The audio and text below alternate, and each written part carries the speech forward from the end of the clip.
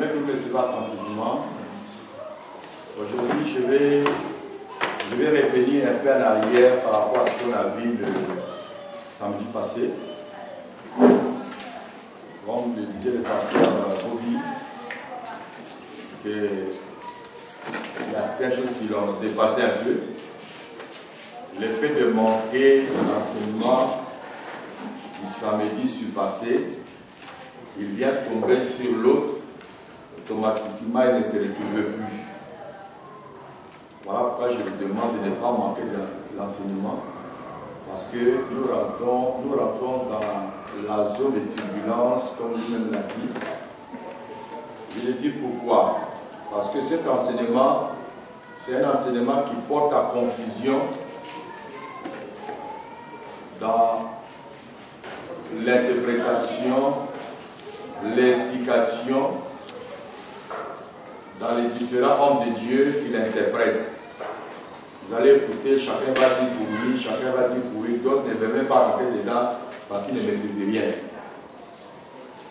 C'est un enseignement qui est très très très complexe. Et je vous demanderai d'être vraiment très attentifs. Amen. Amen. Aujourd'hui, je vais revenir un peu brièvement dans l'histoire de l'église de Thyatire. Et puis nous allons toucher deux points importants. C'est-à-dire l'ange de l'église de Thyatire. Et à la fin, nous allons suivre la suite qui restait. À partir du verset 18, d'Apocalypse chapitre 2, jusqu'au verset 21. J'ai pris le Seigneur donner vraiment le temps de boucler aujourd'hui cet enseignement. Donc, je tiens à vous préciser que nous avons démarré à 11h30. Mais pas quelqu'un se plaint ici. Voilà. Donc, selon l'histoire, nous avions vu que l'église de Thyatire, cette église est située à l'Asie mineure. L'Asie mineure qui est aujourd'hui la Turquie. Et dans cette ville de Thyatire, il y avait une sœur qui s'appelait Lydie. Lydie qui a été convertie par le ministère de notre frère Paul, l'apôtre Paul. Paul l'a trouvé à la Macédoine. Et puis Paul a évangélisé cette dame. Et la dame a reçu l'évangile de Jésus-Christ. Elle s'est donnée au Seigneur. Cette femme, elle était une femme commerçante. Elle vendait de pourpre. Les pourpres sont des habits royaux qui est destiné vraiment au roi. Et ces habits-là coûtaient tellement cher que ceux qui étaient investis dans ce commerce-là, ils étaient énormément riches. Alors nous avons vu que l'église de Thyatire est nommée seulement dans l'Apocalypse chapitre 2, le verset 18. Ok? Voilà. C'est dans ce passage-là d'Apocalypse chapitre 2, 18 que nous voyons écrit l'église de Thyatire. Sinon, la sœur Lydie, elle habitait dans la ville de Thyatire. Voilà. Elle a été convertie dans la ville de Macédoine. C'est là-bas que notre sœur a rencontré l'apôtre Paul. Nous avons vérifié ça, on a lu ça dans Actes chapitre 16, le verset 14. Ok. Alors nous avons dit que cette ville, elle était célèbre dans sa culture. La culture de Carence. Carence c'est une plante. Et cette plante, les racines de Carence produisaient ce que nous appelons la lizarine.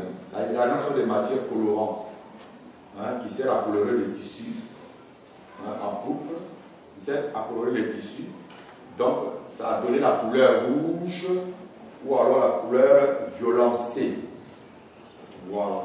Ce sont des couleurs qui identifiaient ces habits étant de pourpre. Voilà. Alors, nous avons vu dans Marc chapitre 15, le verset 17, Jésus-Christ, lors de sa crucifixion, on l'a fait porter cet habit royal en pourpre. Voilà. Alors, On a dit que cette ville aussi était connue au niveau commercial. La ville était connue aux ventes des esclaves. À Thyatire, on vendait des esclaves. N'oublions pas que cette ville était sous la colonie romaine.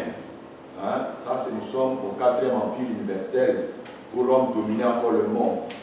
Voilà. Donc il y avait la vente des esclaves, vente de cuivre, et puis il y avait des fabrications de poteries, etc.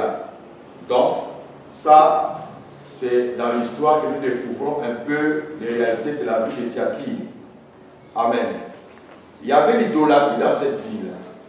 Nous allons découvrir dans le long du développement de ce chapitre 2, versets 28 et 18. Voilà. C'est ainsi que l'église de Thyatire a connu vraiment une déviation doctrinale. Nous allons découvrir. Mais ce qui me fait un peu mal, c'est que le problème de l'ange de l'église, les gens n'arrivent pas trop à différencier certaines choses. Plus tard qu'hier, j'ai suivi un frère qui a parlé sur les âges de l'église, et lui il a dit que les âges de l'église sont ça n'existe pas. Ça n'existe pas. On ne doit pas parler des âges de l'église. Voilà pourquoi je me vois dans l'obligation de revenir encore sur ce point-là pour éclairer un peu. Amen. Amen. Amen. Il a dit, les âges de l'église, c'est une doctrine, c'est du pipeau. C'est le mot qu'il a employé, c'est du pipeau. J'ai suivi un peu son intervention. J'ai compris que quelque part il a raison, mais quelque part il n'a pas compris certaines choses. Voilà. Donc quand on ne comprend pas bien, il faut demander. Il faut demander. C'est ainsi que je reviens encore sur les gens de l'église. Ça, c'est certaines choses que je vous enseigne ne sont pas écrites dans la littérature, mais compte tenu de certaines situations, des différentes interprétations, des enseignants qui passent un peu gauche, je me vois dans l'obligation de redresser cela pour vous permettre à vous et à ceux qui vont suivre cette vidéo de ne pas enseigner des erreurs. On est d'accord? Voilà.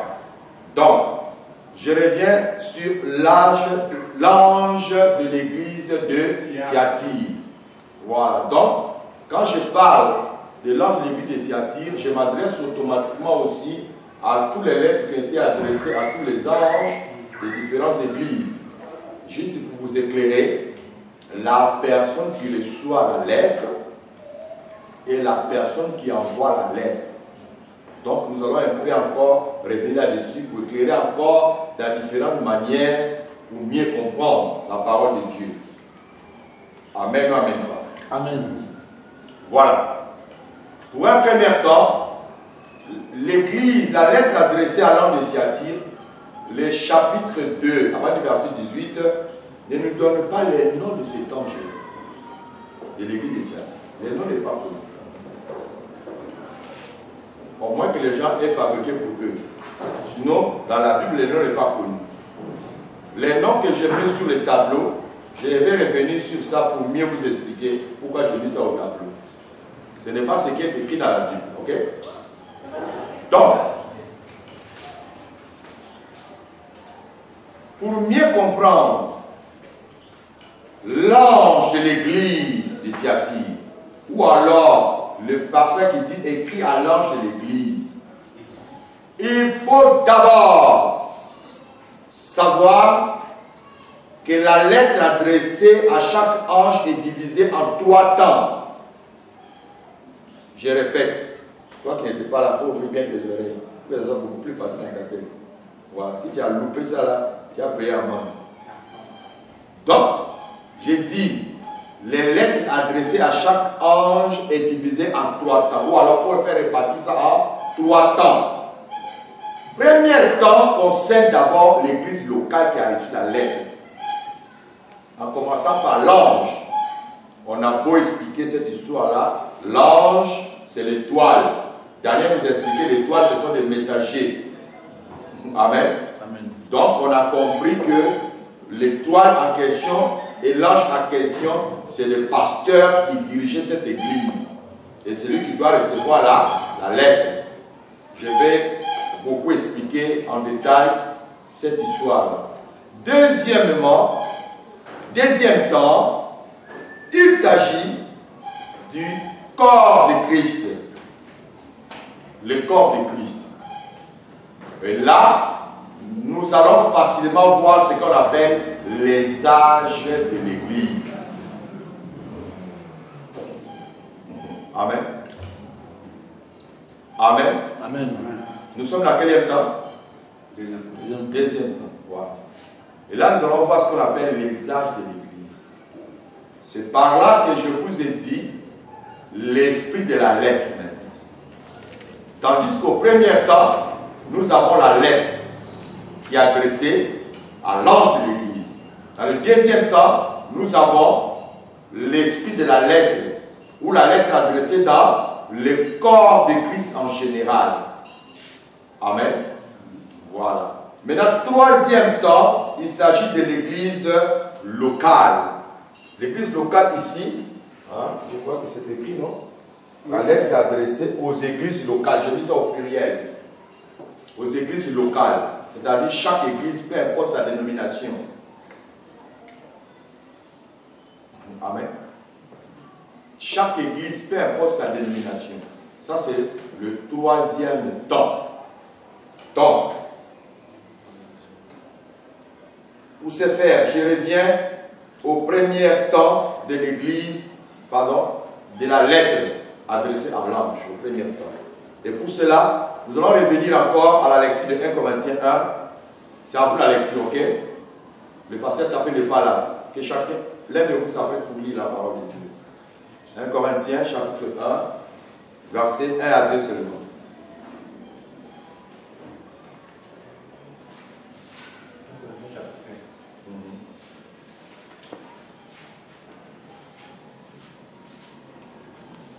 Vite. 1 Corinthiens chapitre 1, verset 1 à 2. 1 à 2.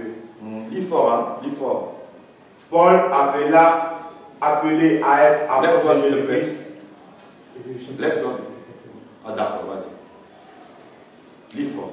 Paul, appelé à être apôtre de Jésus-Christ par la volonté de Dieu et le frère Sosthène, à l'église de Dieu qui est à Corinthe, à ceux qui ont été sanctifiés en Jésus-Christ, saints par vocation, et à tous ceux qui invoquent en quelque lieu que ce soit le nom de notre Seigneur Jésus-Christ, le Seigneur et le nôtre. Ah. Je ne sais pas si vous comprenez. La lettre s'adressait à deux temps. Un, à l'église de Corinthe. Deux, à ceux qui invoquent le Seigneur en tout lieu et en tout temps. Je ne sais pas si vous comprenez. C'est-à-dire que la lettre d'abord est adressée à l'église de Corinthe d'abord. L'église de Corinthe est une église locale. Dans cette église de Corinthe, il y avait un pasteur. Et la lettre est adressée à ce pasteur-là et aux membres de l'église. Amen. Maintenant, quand il dit à toutes les églises, de tout temps, c'est-à-dire de tout âge, là maintenant c'est l'esprit de la lettre. C'est-à-dire que la lettre en question qu'il a adressée aux Corinthiens, ça ne concerne pas seulement les Corinthiens seuls, mais cette lettre aussi est importante pour tous les âges de l'église. Quand il dit à tout temps, ou bien de tout temps, cela résume en un mot les différents âges de l'église. Âge veut dire simplement époque ou période. Amen. Donc, déjà à partir d'ici, nous commençons déjà à avoir une idée que la lettre adressée à l'ange de l'église de Thyatire, premièrement, ça concernait l'ange de l'église de Thyatire et son église. Mais deuxièmement, la même lettre adressée à cet ange-là, à son église, concerne aussi le corps du Christ en tout temps et en tout âge. Tu reviens sur 1 Corinthiens là. Je reprends. Oui. À partir du verset 1. Paul, appelé à être apôtre de Jésus-Christ par la volonté de Dieu, et le frère Sosthène, à l'église de Dieu qui est à Corinthe. Vous voyez, à l'église de Dieu qui est à Corinthe, donc il a situé ou bien il a localisé l'église. Il pourrait dire l'église de Dieu qui est à Ouagadougou, par exemple. Il pourrait dire l'église de Dieu qui est à Paris. Mais il dit l'église de Dieu qui est à Corinthe. C'est-à-dire cette lettre est adressée pas à toutes les églises du monde entier, mais dans l'église qui est à Corinthe. Cela rejoint le passage de Thyatire, de l'âge de Thyatire, dit écrit à l'ange de l'église de Thyatire. Là, je me fais comprendre. Donc, cela veut dire que Jean doit écrire à l'ange, c'est-à-dire au pasteur de cette église de Thyatire qui était vivant, qui dirigeait l'église à ce temps-là.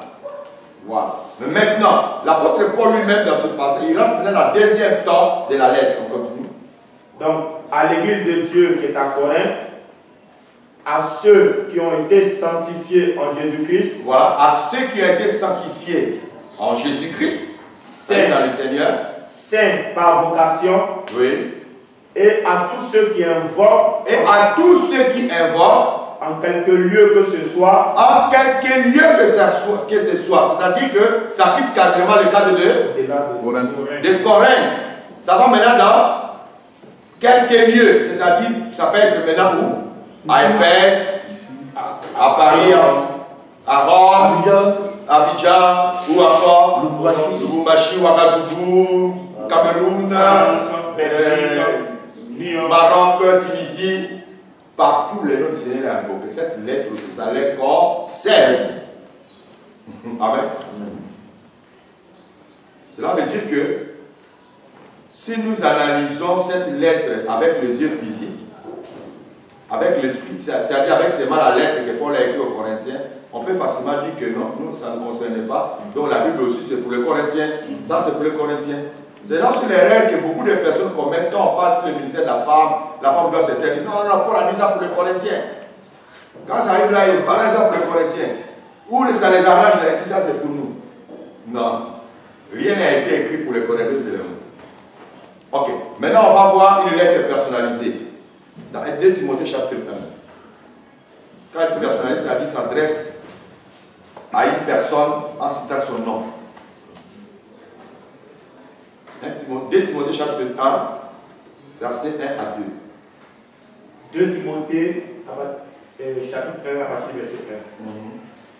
Paul, apôtre de Jésus-Christ, par la volonté de Dieu, pour annoncer la promesse de la vie qui est en Jésus-Christ. À Timothée, mon enfant bien-aimé, que la grâce, la miséricorde et la paix te soient données de la part de Dieu le Père et de Jésus-Christ notre Seigneur. Amen. Amen. Tu reprends le verset 1 s'il te plaît. Paul, apôtre de Jésus-Christ. Paul, apôtre de Jésus-Christ. Par la volonté de Dieu. Par la volonté de Dieu. Pour annoncer la promesse de la vie qui est en Jésus-Christ. Vas-y. À Timothée. À Timothée. Mon enfant bien-aimé. Mon enfant bien-aimé. Allez s'adresser à qui? À Timothée. À Timothée. Là, vous comprenez un peu. C'est à titre individuel. Mais la lettre que Paul a adressée à Timothée, dans l'esprit de la lettre, ça, l'église corps de Christ est engagée dans cette histoire. De génération en génération. Cela veut dire qu'on ne doit pas oublier les âges de l'église. Les âges de l'église s'imposent à nous. Là, je me fais comprendre. On va rentrer dedans pour que vous compreniez mieux. Hein? Puis je vais vous expliquer les erreurs de certaines personnes qui ont mal interprété ce qu'on appelle les âges de l'église. Parce que j'ai suivi la vidéo de ce jeune homme. Je ne sais pas si c'est un jeune homme, c'est qu'il n'a pas mis sa photo ni son image. C'était en audio, il mettait seulement les versets bibliques. Mais dans sa tradition, il a dit, les âges de l'église, c'est une fausse doctrine. J'ai compris dans quel esprit il voulait parler, mais il n'a pas bien discerné ce qu'il voulait dire.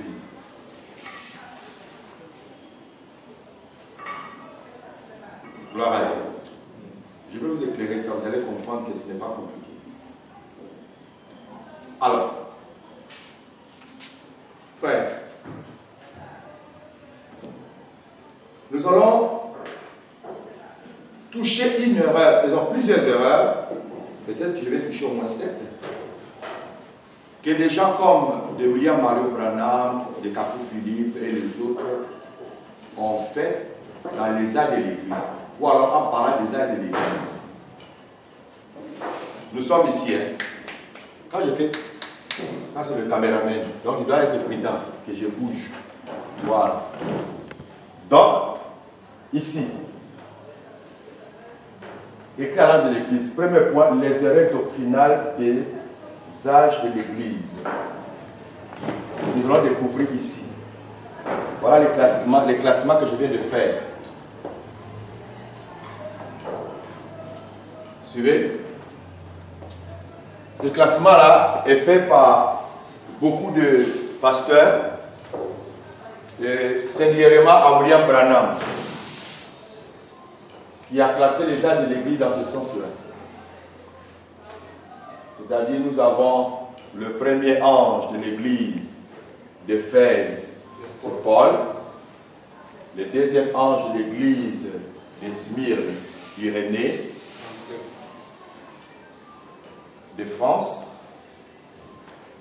Troisième ange de l'Église de Pergame, Martin d'Hongrie. Troisième ange de l'Église de Thyatire, Colomba d'Irlande. Et Martin, qui est, pardon, ça c'est le cinquième ange de l'église de Sardes, Martin d'Allemagne. Et le sixième, Philadelphie, l'ange c'est John Wesley d'Angleterre. Et à la fin, William Mario Branham, qui s'est positionné à la dernière position aux États-Unis. Voilà. L'erreur est partie d'où d'abord? J'aimerais que nous revenions encore dans l'Apocalypse chapitre 1, le verset 1. Premièrement, nous allons découvrir pourquoi le livre de l'Apocalypse a été écrit. Amen. Suivez-moi bien. Nous allons d'abord découvrir pourquoi le livre de l'Apocalypse a été écrit. Jésus a éclairé ça dans le livre de l'Apocalypse chapitre 1, verset 1, rapidement. Apocalypse 1, à partir du verset 1. Révélation de Jésus-Christ que Dieu lui a donné pour montrer à ses serviteurs. Pour montrer à ses serviteurs. Quoi? Les choses qui doivent arriver bientôt. Amen. La révélation de Jésus-Christ.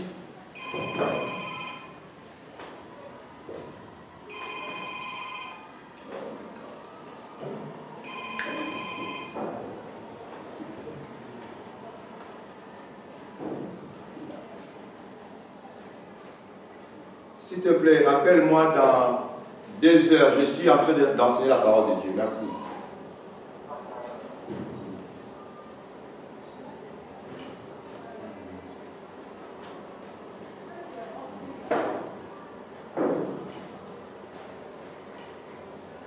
Donc, je reviens pour dire que... Après, chapitre 1, verset 1, voilà. Le pourquoi le livre de l'Apocalypse a été écrit. Écoute ce que la Bible nous dit. Je le prends. Révélation de Jésus-Christ que Dieu lui a donné pour montrer à ses serviteurs. La révélation de Jésus-Christ que Dieu lui a donné. Il a donné à qui? À Jésus-Christ. My God. La révélation de Jésus-Christ que Dieu lui a donné. À Jean. À Jean, ok? Le pourquoi on lui a donné ça? La révélation, c'est pourquoi? Pour montrer à ses serviteurs. Pour montrer à ses serviteurs. Les choses qui doivent arriver. Les choses qui doivent arriver bientôt. Ça veut dire que le livre d'Apocalypse a été écrit pour révéler les choses qui vont arriver bientôt à ses serviteurs. À toute personne qui s'appelle serviteur de Dieu. Là, je me fais comprendre. Donc, quand il dit à ses serviteurs, Dieu fait référence aux 5 ministères. Cela veut dire qu'un apôtre, un prophète, un évangéliste, un pasteur, un docteur doit maîtriser le livre de l'Apocalypse. Il doit être capable de comprendre et d'enseigner. Il doit être capable de comprendre les choses qui vont arriver dans très bientôt. Cet livre est adressé aux serviteurs de Dieu. Amen. Amen, amen, pas. Amen. Il n'est pas dit c'est adressé aux 7 prophètes ou bien aux 7 messagers. Non, c'est adressé aux serviteurs de Dieu. C'est au pluriel. Pour que les serviteurs de Dieu prennent conscience des choses qui vont arriver bientôt. C'est pas fini, on continue. Et qu'il a fait connaître par l'envoi de son ange à son serviteur Jean. Ah, ok. Maintenant, le deuxième point que nous allons constater vous-même, ensemble avec vous, faisez bien les constats. Nous allons tomber maintenant dans l'Apocalypse chapitre 1, le verset 4. Lisons bien, là maintenant, des lettres qui doivent être adressées dans les églises. Vas-y. Apocalypse 1, verset 4. Jean, aux 7 églises qui sont en Asie. Aux 7 églises qui sont où? En Asie. C'est-à-dire que l'église de Fès, de Smyrne, Pergame, Thyatire, Sardes, Philadelphie et Laodicée, ces églises-là se trouvaient où? En Asie, qui est la Turquie actuelle. Amen. Continue. Que la grâce et la paix vous soient données de la part de celui qui est, qui était et qui vient, et de la part des 7 esprits qui sont devant son trône. Amen. La lettre est adressée aux 7 églises qui sont en Asie. On n'a pas dit Israël, France, Hongrie, Irlande, Allemagne, Angleterre et aux États-Unis. Non. Les lettres sont adressées aux églises qui sont en Asie. L'Asie mineure qui était une colonie romaine, qui n'a rien à voir avec le continent asiatique. Bien le continent asiatique. Non. Ici, il s'agit bien des villes qui sont situées en Asie mineure. Dans les villes là, il y a 7 villes qui sont citées où il y avait 7 églises que les lettres devaient leur parvenir.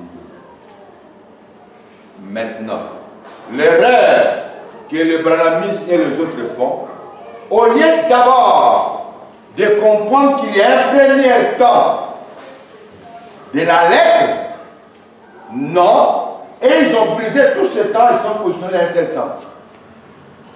C'est-à-dire pour dire que ces lettres-là sont adressées à eux. Est-ce que vous comprenez? C'est-à-dire quand on dit écrit à l'ange de l'église d'Éphèse, s'agissait Paul. C'est vrai, Paul a parti des églises en Éphèse. Mais comprenez une chose, au moment où la lettre arrivait à l'église d'Éphèse, Paul était déjà mort. Parce que Jean fut le dernier disciple de Christ, ou le dernier apôtre qui était mort. Lui, il était jeune quand il s'est converti. Est-ce que vous comprenez? Le temps que lui, il arrive, même quand Jean sort de la prison, il arrive à Éphèse, Paul était déjà mort. Paul est parti mourir à Rome.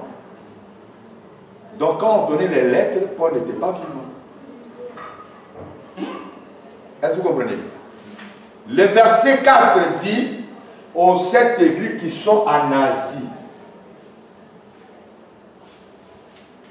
Or, les brahmanistes et les autres disent la lettre, deuxième lettre par exemple, a été donnée à Irénée. C'est à lui qu'on a remis la lettre. Frère, quand tu écoutes les prédications, c'est comme ça il parle. C'est à lui qu'on a remis la lettre. Oh, Irénée était de la France. C'est un Français. La France et puis Smyrne, à l'Asie mineure. Frère, c'est un long voyage pour arriver là. Ça c'est un. 2. Jean n'a pas quitté de chez lui ou bien d'aller de Patmos pour aller en France pour aller donner la lettre à Irénée. Le moment où Jean recevait la lettre, Irénée n'était pas borné. Je ne sais pas si vous comprenez un peu. C'est-à-dire que le reste de ces personnes est parti à partir d'un manque de discernement que la lettre avait 3 temps. Est-ce que vous comprenez un peu? Or, à partir d'ici, elles se sont positionnées, c'est mon premier temps. Premier temps, dans l'aide d'interprétation, il dit que les lettres sont adressées, c'est-à-dire la lettre était remise à Irénée. C'est lui qui avait la charge de livrer le message à l'église. Ce qui n'est pas correct selon les Écritures. Regardez. Nous revenons dans chapitre 11. Chapitre 1, verset 11. Apocalypse. Après chapitre 1, verset 11. Apocalypse chapitre 1, verset 11. Voilà. Qui disait, ce que tu vois, écris-le dans un livre et envoie-le aux 7 églises. Ce que tu vois, écris-le dans un livre et envoie-le aux 7 églises. Qui avait la charge d'envoyer la lettre? Qui devait écrire? Cela veut dire que ces choses se sont faites au temps de Jean. Quand Jean était encore vivant, est-ce que Jean pourrait se déplacer de l'île de Patmos pour aller jusqu'à France pour donner la lettre à Irénée? Pardon? Il n'était pas connu. Je suis en train de montrer l'erreur dans les enseignements sur les actes de l'Église. Est-ce que vous comprenez? Maintenant, regardez. On dit, ce que tu as vu, écris-le et envoie-le dans cette église d'Asie. Donc, c'est Jean qui avait la charge de donner ces lettres-là à chaque pasteur de chaque différente ville.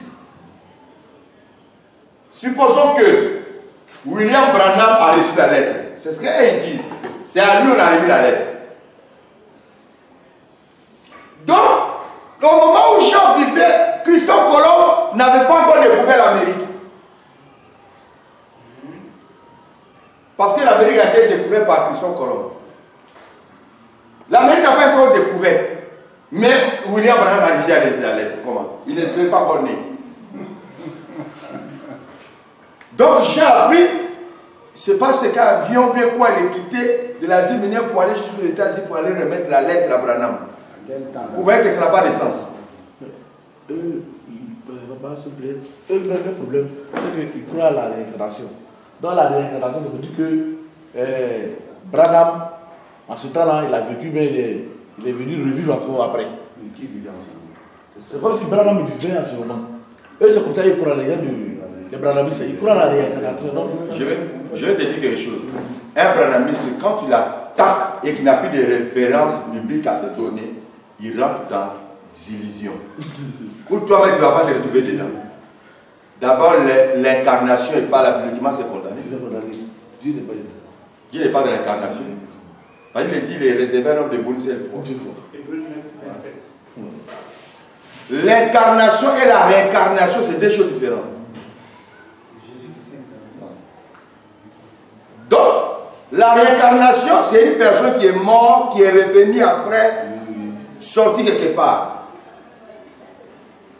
Donc, vous comprenez un peu. Ce que je dis là, eux là, quand ils sont coincés dans les Écritures, ils vont inventer quelque chose, soit dans la nature, toi tu seras mélangé. Mais quand ils maîtrisent la chose, tu vas savoir que non, mon frère, tu t'es trompé. Donc, en un mot, ce système-là, des âges de l'Église, où on a placé Paul, Irénée, Martin, Colomba, c'est un faux problème. Ne rentrez pas dans ces conflits-là.